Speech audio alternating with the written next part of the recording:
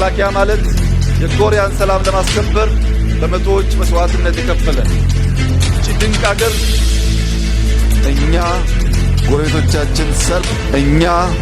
ጎረቤቶቻችን ሰላም ሲሆኑ ሰላም እንደምንሆን ሰሞኑን የፖለቲካ ውዝግቡ እየበዛ ይገኛል። እንግዲህ አሁን ደግሞ ሌላ ምን አዲስ ነገር ተፈጠረ?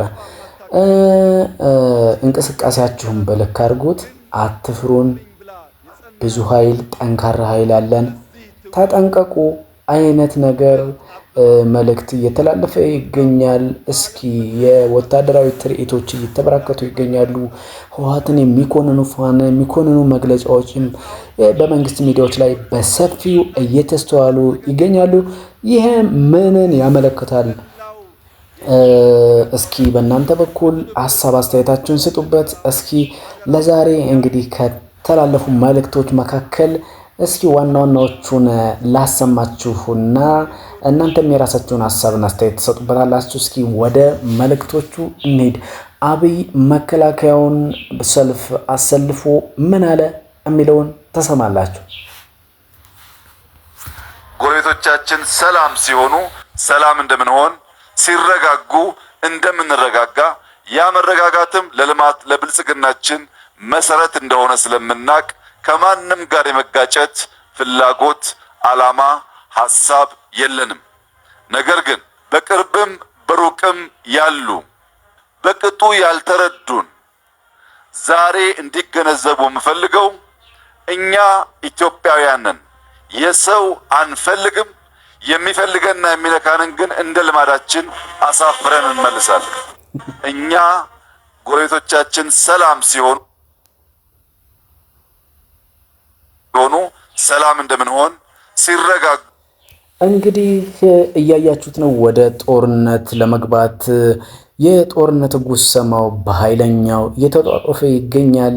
እንግዲህ ከህወሓት ጋር ያለው ቅራኔ እየሰፋ መምጣቱን ታያላችሁ። የፕሪቶሪያ ስምምነት ከተደረገ ወዲህ አሁን ውጥረቱ በከፍተኛ ሁኔታ እያየለ መምጣቱ በግልጽ የሚያሳይ ነው። በሌላ በኩል እስካሁን ትግራይ ክልል ያሉ የ12ኛ ክፍል ተማሪዎች ምንም አይነት እልባት እንዳላገኙ ይታወቃል። በዚህም እንግዲህ ውጥረቱ ስላየለና ህወሓትም ወደ ጦርነት ለመግባት ከፍተኛ ዝግጅት እያደረገ ነው በሚል ፌዴራል መንግስቱ ሲከስ መቆየቱ የሚታወስ ነው። በሌላ በኩል ደግሞ እንደዚሁ ፌዴራል መንግስቱ ባሉት የመንግስት ሚዲያዎች ህወሓትንና እንዲሁም ተላላኪ ናቸው የሚላቸውን ከህወሓት ጀርባ ሆነው ህወሓትን እየጋለቡት ይገኛሉ ያላቸውን እንደ ግብፅ እንደ ሱዳን ያሉትን መክሰስ ጀምሯል። በሌላ በኩል ከሱዳን ጋር ራሱ የውክልና ጦርነት ማድረጉ መንግስት የሚታወቅ ነው። በመንግስት በኩል አልቡርሃን ተቃራኒ ሆኖ መንግስት አልቡርሃንን እየወጋ ይገኛል ተብሏል። በጋምቤላ እንዲሁም በቤኒሻንጉል በኩል ከፍተኛ የሆነ ወታደራዊና አንዳንዴም እንግዲህ የድሮን ጥቃት የተከሰተ ነው ተብሎ ሱዳን ባለፈው ስትከስ መሰንበቷ ይታወቃል። አሁን ደግሞ በዚህ የተነሳ በሌላ ሀገሪቱ ላይ አዲስ ነገር ሊመጣ እንደሆነ አመላካች የሆነ ወታደራዊ ትርኢቶችን እና ውጥረቶችን እያየን እንገኛለን። ሰሞኑን ጎጃም ላይ ደጋዳሞት አካባቢ ታስታውሱ እንደሆነ ከፍተኛ የሆነ ወታደራዊ ዘመቻ ተደርጎ ከፍተኛ ፕሮፓጋንዳ በመንግስት በኩል ሲተላለፍ መሰንበቱ የሚታወስ ነው።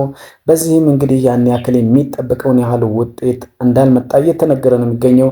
ያን የጎጃሙን ኦፕሬሽን በተሳካ ሁኔታ ቢጨርሱ ቀጣይ ከትግራይ ጋር ወዳለው ጦርነት ሊገቡ ነው ሲባል መሰንበቱ የሚታወቅ ነው። ይህም እንግዲህ ምን ያህል ውጤት አምጥቷል፣ ቀጣዩስ እርምጃ ምን ሊሆን የሚችላል የሚለው ህዝቡና እንግዲህ ሀገሪቱ አሁንም ውጥረትና ስጋት ላይ መሆኑ የሚዘነጋ ነገር አይደለም። በሌላ በኩል እስኪ ሌላ መልእክት አለ፣ እሱን ሰምተነው እንመለስና ሀሳብ አስተያየታችሁን እናንተም እንደሰጡበት እንጋብዛችኋለን። ሲረጋጉ መከላከያ ማለት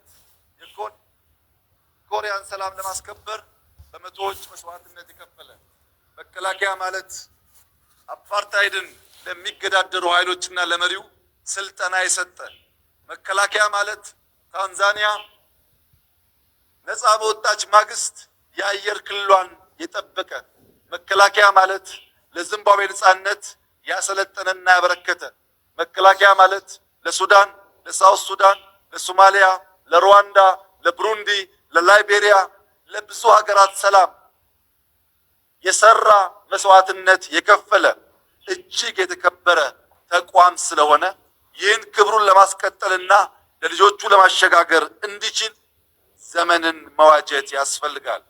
ቆሞ ቀር መሆን፣ ቆሞ ጠብቀኝ መሆን በዚህ ዘመን አሸናፊ ስለማያደርግ ዘመናዊነትን እንድትላበሱና በዚያ መንገድ እንድትሰሩ በታላቅ ትህትና አደራ ልላችሁ እፈልጋለሁ። እንግዲህ እንደሰማችሁት ነው። ድሮም ቢሆን ስለ መከላከያው ጀግንነትና ስለ መከላከያው ጥንካሬ ብዙ ጊዜ ሲባል ቆይቷል። ነገር ግን አገር ውስጥ ባሉ ጥቃቅን ግጭቶችና በየጊዜው በሚደረጉ የማይገባ መስዋዕትነት መከላከያው ብዙ ጊዜ ዋጋ ከፍሎ አንድነቱን፣ ጥንካሬውን እያጣ መምጣቱ የሚታወስ ነው። በዚህም እንግዲህ ኤሊት የሚባሉትን ልምድ ያላቸውን ጦር ሰራዊት አባሎችን በከፍተኛ ሁኔታ ጉዳት ውስጥ በመጣል የሰሜኑ ጦርነት እንግዲህ ከትግራይ ጋር የተደረገው ጦርነት የምናስታውሰው ነገር ነው። በዚህም የተነሳ እንግዲህ ወሳኝ የሚባሉ ኃይሎችን መብላቱ የሚዘነጋ አይደለም። በዚህ የተነሳ እንደ በፊቱ የሚፈራውና የሚከበረው መከላከያ ሰራዊት ከጥንካሬው ጋር አይደለም የሚል ብዙ ጊዜ ቅሬታ ይሰማል። በዚህም ብዙ ሰዎች ለመከላከያውን ያለውን ኢሜጅ ሸርሽሮባቸዋል። ነገር ግን አሁንም የፖለቲካ ውሳኔ በዚች ሀገር ላይ እስካልመጣ ድረስ ይህ ነገር በቀላሉ ይቋጫል የሚባልበት ጊዜ ላይ አይደለንም። እናንተም ሀሳብ አስተያየታችሁን ስጡ። ሰብስክራይብ እና ላይክ እንዲሁም ቻናሉን መደገፋችሁን እንዳትረሱ። ለዛሬ የያዝናቸው መረጃዎች እነዚህ ናቸው። በቀጣይ በሌላ ጠንከር ባሉ መረጃዎች እንገናኛለን። ጤና ይስጥልን።